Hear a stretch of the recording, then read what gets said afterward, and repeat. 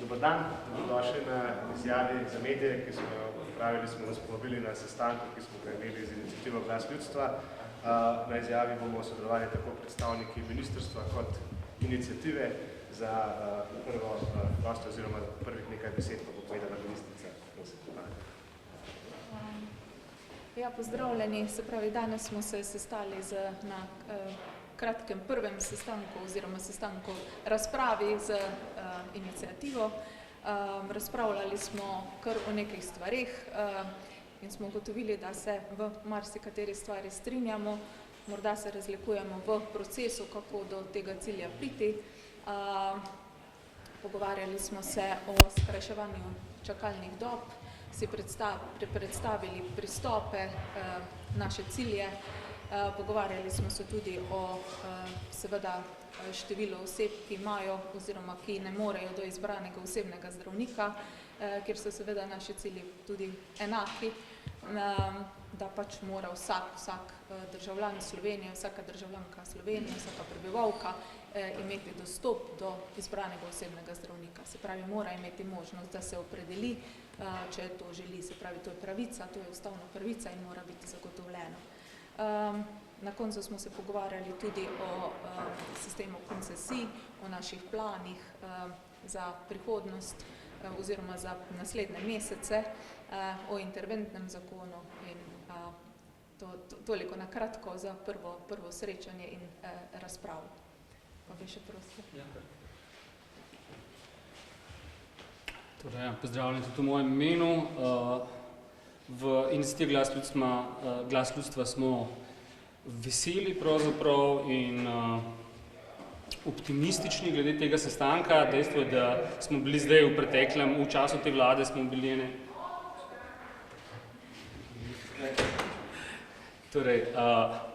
v času te vlade smo bili to je bilo to tretji obisk tukaj na Ministrstvu za zdravje in je bil po našem mnenju daleč najbolj konstruktiven, da smo se dejansko pogovarjali o problemih in o potencialnih rešitvah.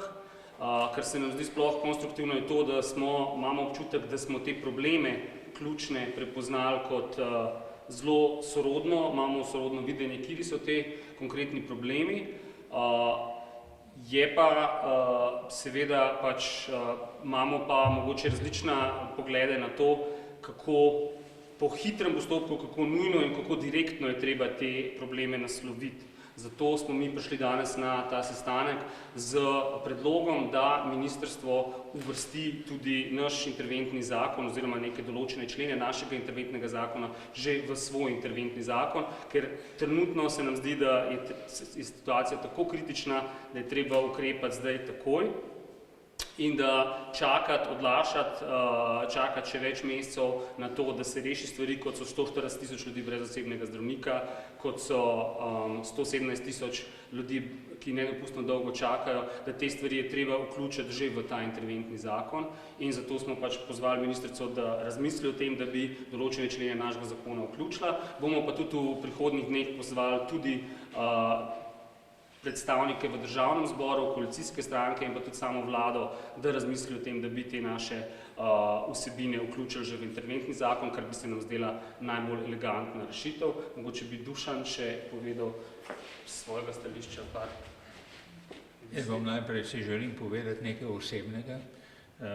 Ministrica je bila pred 20 leti, 4 leta, moja dobra sodelavka, mlada, in lahko ugotovim, da se ni spremenila. Še vedno je velika zagovornica javnega zdravstva.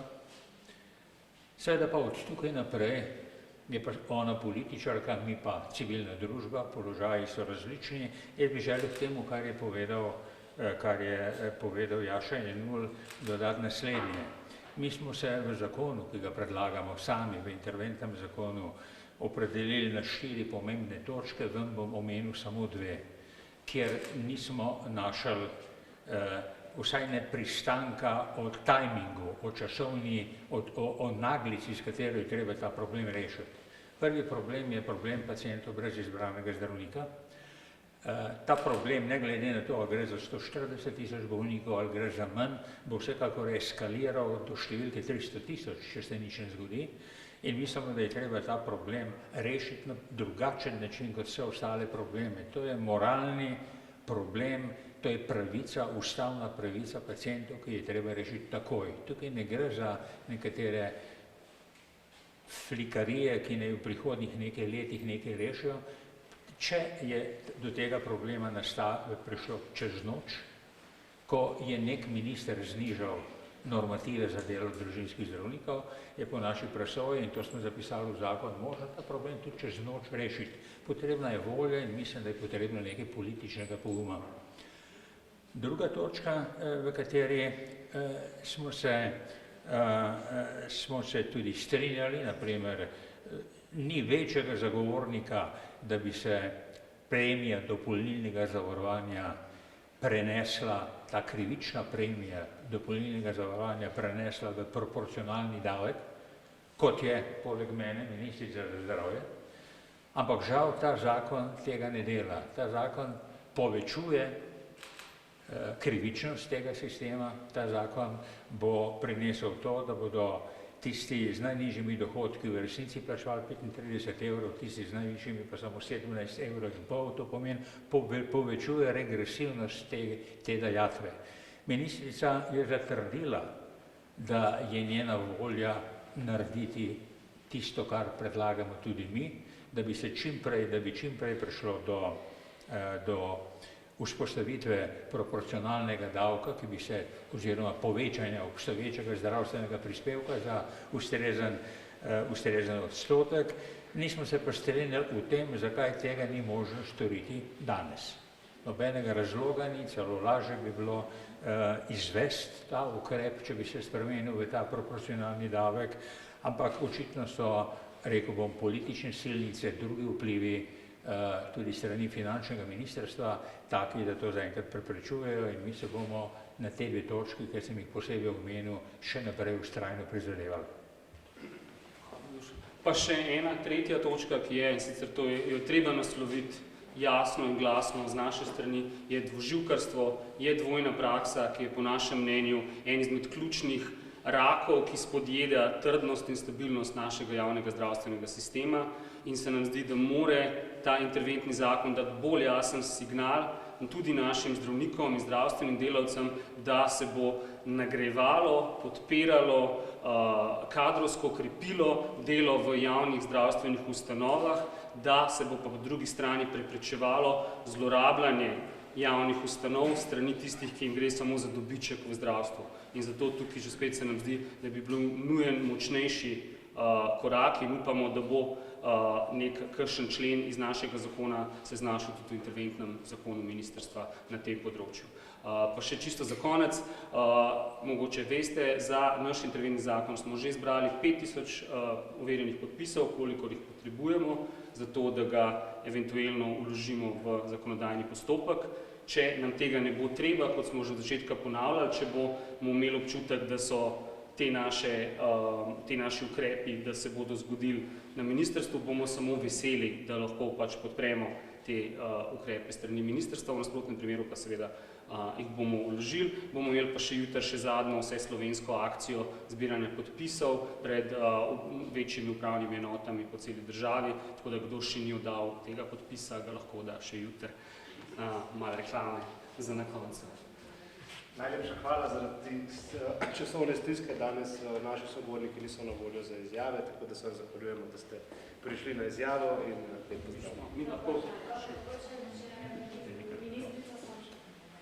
Ne, ministrica ne bo odgovarjala na vprašanje.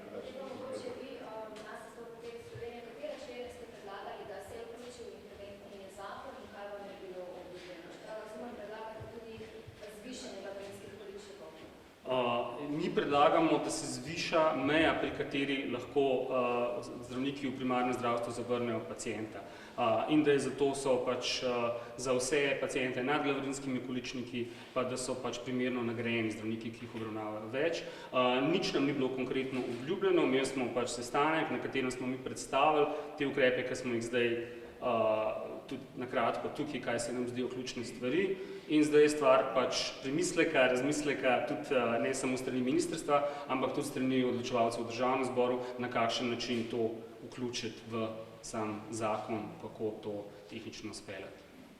Kaj še ste predlagali, da se vključi ta interventni zakon še konkretno? To so, ja, mislim, tako kot smo rekli, prva stvar, ki se nam zdi, je to, da je nedopustno, bom uporabil metaforo oziroma primero Dušana Kebra, nesprejemljivo bi bilo, če bi v osnovni šoli ugotovili, da ima lahko vsak razred samo 20 učencev in vsi učenci, ki bi presegali ta normativ, bi morali ostati doma in ne iti v šolo. Tako je nesprejemljivo, da zaradi prenizko postavljenih količnikov v javno zdravstvo oziroma tega praga za zavrnitev 140 000 ljudi nima osebnega zdravnika. To se nam zdi, da je treba, tako kot se je čez noč ukinilo, da je treba čez noč to dvigati tako in dati jasen signal, da ima vsak v Sloveniji lahko dostop do ustavno zagotovljenega javnega zdravstva in zdravstvene oskrbe. Druga stvar, ko smo rekli, se nam zdijo zdaj lahko to imenujete normativi, standardi ali pa nek poprečen obseg efektivnega dela, brez katerega se nam zdi, da ni možno kontrolirati in da ni možno izvajati kakršnihkoli ukrepov, ki bi preprečili zlorabo tega, da posamezni zdravniki lahko delajo manj, zato da delajo več popoldne in se nam zdi, da rabimo končno pride do nekih teh normativov na sekundarnem področju zdravstva, ki potem šele izpolnjevanje teh normativov, izpolnjevanje možnosti dodatnega dela v matični inštituciji, šele potem bi na vrsto lahko prišlo popoldansko SP delo, po našem mnenju, če hočemo ohraniti zdrav javni zdravstveni sistem. In pa še zadnja stvar, ki jo je treba izpostaviti, so akcijski načrti. Tukaj smo veseli, da se pripravlja, da tudi ministrstvo razmišlja o teh akcijskih načrtov. Skratka, v reševanje predolgih čakalnih vrst je treba aktivno vključiti tiste na prvih bojnih linijah. To je tako direktorje bolnišnic, zdravstvenih ustanov, vodje oddelkov in pa tudi same zdravnike z tudi njihovimi predlogi in s tem, da oni povejo, kaj potrebujejo za to, da zmanjšajo čakalne vrste, seveda pa morajo tudi oni prevzeti odgovornost za zmanjševanje čakalnih vrst. Te čakalne vrste se ne bodo zmanjševale kot posledica nekih črk na papirju, ki se bodo zapisale in potrdile, ampak se bodo zmanjševale, če bodo dejansko tudi sami zdravstveni delavci sprejeli to kot svojo misijo in kot svoje poslanstvo, da zmanjšamo skupaj te čakalne vrste. In to pač tudi naš zakon predvideva. Zadnja stvar pa še, kjer se nam zdi, da koncesijske pogodbe bi morale biti standardizirane in bi morale biti napisane na način, da se preprečuje možne zlorabe, kadrovsko plenjanje in dobičkarstvo na področju zdravstva. Najlepša hvala. Zdaj pa res moramo zaključiti, ker zdaj poteka seja zdravstvenega sveta in hvala lepa za izjavo in nasvidenje.